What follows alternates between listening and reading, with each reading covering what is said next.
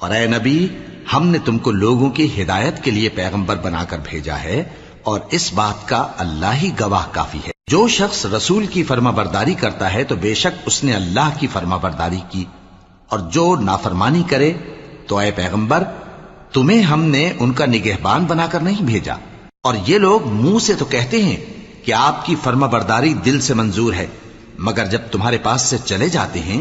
تو ان میں سے بعض لوگ رات کو تمہاری باتوں کے خلاف مشورے کرتے ہیں، اور جو مشورے یہ کرتے ہیں اللہ ان کو لکھ لیتا ہے۔ سو ان کا کچھ خیال نہ کرو اور اللہ پر بھروسہ رکھو، اور اللہ ہی کافی کارساز ہے۔